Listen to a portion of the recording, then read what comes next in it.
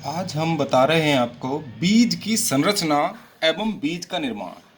देखिए, बीज की संरचना हम जब बना रहे हैं तो बीज हम सेम का बीज बनाते हैं। सेम का बीज किडनी शेप्ड होता है। यहाँ देखिए, ये किडनी शेप होगा और यहाँ माइक्रोपाइल होता है इसका, और माइक्रोपाइल के साथ ही यहाँ हाइलम होता है, जो धंसा हुआ भाग है। तो वहाँ पर एक छिद्र होता है जिसको हम माइक्रोपाइल कहते हैं, बीजांड द्वार। इसके बाद इसी के साथ लगा हुआ ये हाइलम है, धंसा हुआ भाग जो होता है ये हाइलम कहलाता है।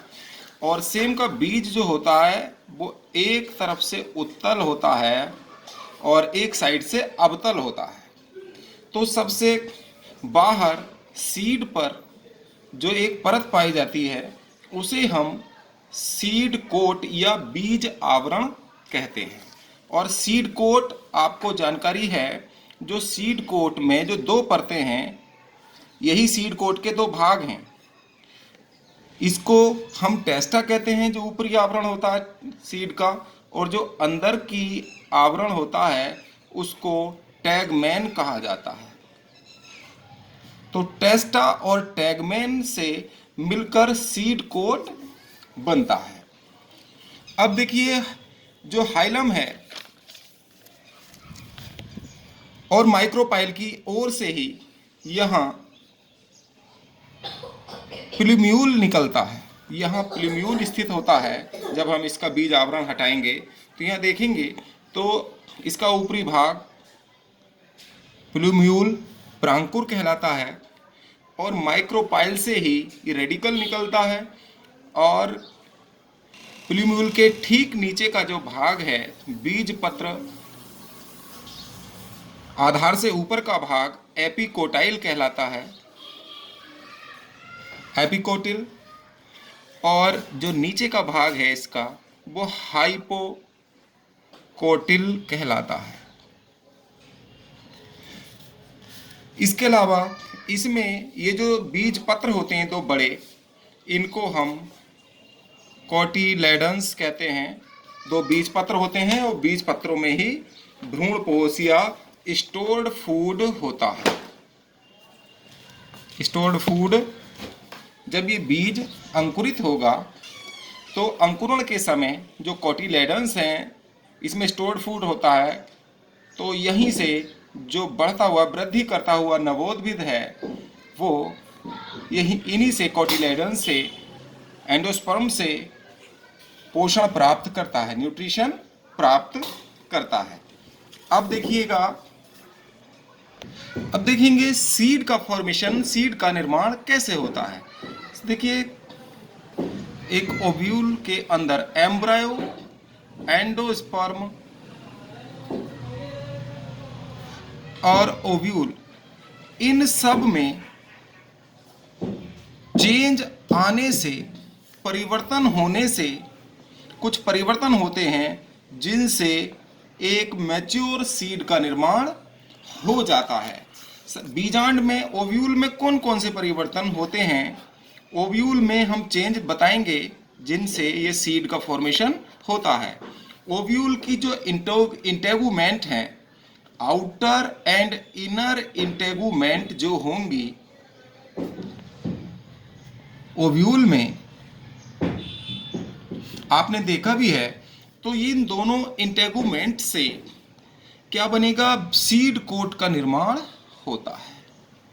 इनसे बीज आवरण बनता है, जो अभी आपको हमने बताया। इसका बीज आवरण का निर्माण किससे होगा, ओव्यूल की, जो ओव्यूल आप लोगों को बनाया जाता है, आप लोगों ने देखा है ये ओव्यूल, और इस ओव्यूल में ये इंटेगुमेंट हैं। ये तो ये जो इंटेगुमेंट हैं त्वचाएं, इनसे क्या बनेगा, इनर और आउटर इंटेगुमेंट से सीड का निर्माण हो जाता है।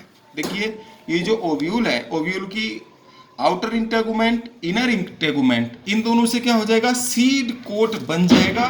और सीड कोट में भी जो दो आवरण होंगे, आउटर और इनर, जो इसका बाहरी आवरण होगा, बाहरी आवरण को सीड कोट के और आंतरिक आवरण को अलग अलग नामों से जानते हैं। अभी आपको हमने इससे पहले भी बताए हैं, बाहरी आवरण को क्या कहते हैं हम, टेस्टा, और आंतरिक आवरण को हम कहते हैं टैगमैन। ये आप लोगों को अभी ऊपर भी बताया गया है।